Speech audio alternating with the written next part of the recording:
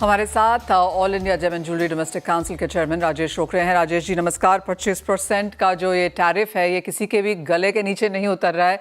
Indian James and jewellery industry इसे कैसे react कर रही है?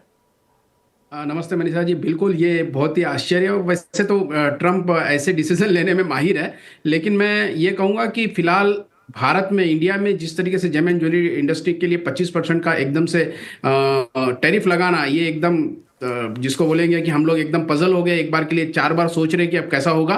और ओवरऑल जो व्यापार हम लोग यूएस के साथ करते हैं, टोटल एक्सपोर्ट का 30% के आसपास का हमारा व्यापार यूएस के साथ होता है, और करीब 9 से 10 बिलियन का व्यापार सिर्फ यूएस के साथ होता है। मुझे एक बात तो लग रही है इसमें कि कहीं ना कहीं एक यू टर्न लेने की ट्रंप की एक आदत है, और शायद इसमें वो हिट विकेट भी हो सकते हैं, मगर बड़ी सरलता से कहूं, क्योंकि इंडियन ज्वेलरी ही एकमात्र पूरे वर्ल्ड में ऑप्शन है, क्योंकि यहाँ हैंडमेड ज्वेलरी का जो काम है शायद ही कहीं और दुनिया में हो सकता है, क्योंकि यहाँ बहुत सालों से ये वर्किंग आ रहा है, और ये परिपाटी इतने सालों से चलती आई। वो अचानक टैरिफ लगने के कारण कहीं दूसरे देश से उनको इंपोर्ट करना पॉसिबल नहीं है। हाँ, मैं इतना कहूंगा कि जिस तरीके से अभी 25% मतलब टैरिफ बढ़ गया है 15% से, जो अभी टोटल 25% हो गया है, इस वजह से शायद वहां का जो कंज्यूमर है वो एक बार के लिए वहां बाइंग ना करते हुए कहीं और जाके बाइंग करे या इंडिया में आके बाइंग करे, तो उसमें गवर्नमेंट को ही वहां के टैक्सेशन और वहां के जो नुकसान होगा, शायद वो, इसीलिए मैं ये कह रहा हूं कि वो शायद हिट विकेट हो सकता है।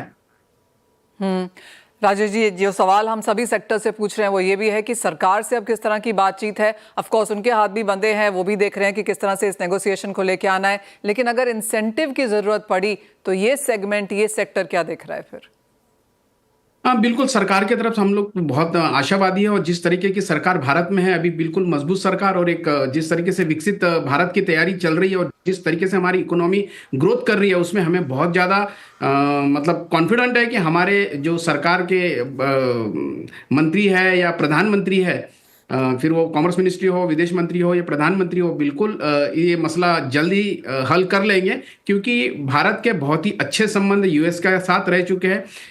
ये मानता हूं कि ये अफवाह है कि ये रशिया के कारण ये शायद हम पे थोपा गया है, लेकिन मुझे अभी भी बहुत ज़्यादा कॉन्फिडेंट हूं कि जल्द से जल्द ये शायद मसला हल हो सकता है।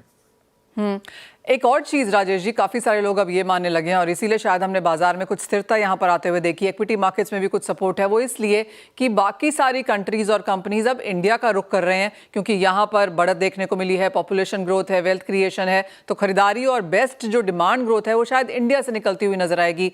एक आप क्या इसका इंपैक्ट ये भी होगा कि इंडियन बाइंग स्ट्रांग होगी, और क्या दूसरी चीज ये है कि हम बाकी और दूसरी मार्केट्स को देखना शुरू करेंगे? बिल्कुल, देखिए, India is the second largest populated country. अगर यही इसकी ताकत है, जैसे कि हमारे प्रधानमंत्री हर बार कहते हैं आपदा को अवसर में बदलो, और शायद इससे बड़ा अवसर कुछ नहीं है। हमारे पास आज जिस तरीके से पॉपुलेशन है, यहाँ हमारे पास मैन पावर एक सबसे कम रेट में अवेलेबल है, और पूरे दुनिया के लिए भी इंडिया एक जिसको कहेंगे कि एक बहुत ही अच्छी फॉरेन नीति लेके आता है। इस वजह से लोग सब इंडिया की तरफ रुख कर रहे हैं। मैं बिल्कुल मानता हूं कि जिस तरीके से अमेरिका ने टैरिफ बढ़ाया है, लेकिन हमारे पास बहुत सारे ऑप्शंस अभी भी है, और मुझे लगता है कि उस ऑप्शन से शायद हमें उतना फर्क नहीं पड़ेगा जितना यूएस को फर्क पड़ेगा।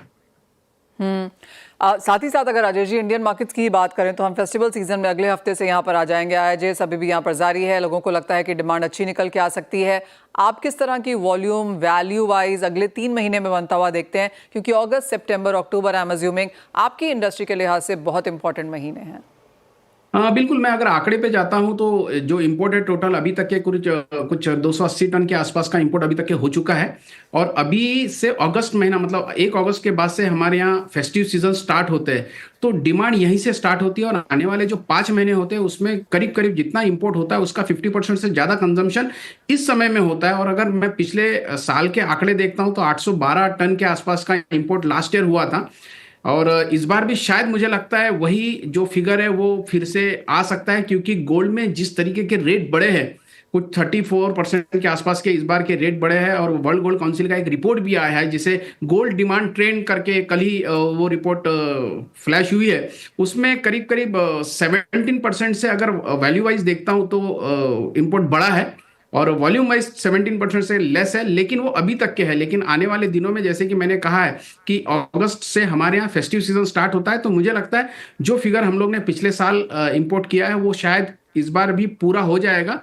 और उल्टा गोल्ड के रेट बढ़ने के कारण और ज्यादा फेथ कस्टमर का इस इंडस्ट्री की तरफ बढ़ा हुआ है। और अभी सितंबर में एक बड़ी exhibition world all India gem and jewellery domestic council plan भी कर रही है। इस वजह से भी यहाँ पे सेल में इफेक्ट आएगा। साथ ही साथ लकी लक्ष्मी जैसी B2C स्कीम जो हम लोग लेके आए हैं, इस वजह से भी कस्टमर को इस पूरे बाइंग में मजा आएगा इस दिवाली में।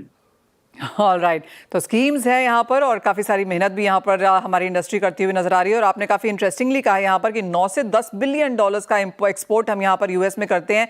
एंड इंटरेस्टिंगली भारत इकलौता ऐसा देश है जहाँ पर हैंडमेड ज्वेलरी है जिसको रेप्लिकेट करना मुश्किल है। तो कुछ ना कुछ यहाँ पर शायद निकल के आएगा और हो सकता है हम वो ओवरऑल 25% भी कम होता हुआ देखें। तो ऑफकोर्स उम्मीद पे हम कायम है। राजेश जी एज ऑलवेज बहुत शुक्रिया साथ जोड़ने के लिए। इंडियन फेस्टिवल डिमांड ग्रोथ और इंटरनेशनल मार्केट्स में एक्सपोर्ट्स को लेकर क्या यहाँ पर मुद्दे रह सकते हैं, इस पर भी चर्चा करने के लिए। इसी के साथ फिलहाल इस कार्यक्रम में इतना ही समय है, मुझे दीजिए इजाजत, लेकिन आप बने रहिए CNBC आवाज पर।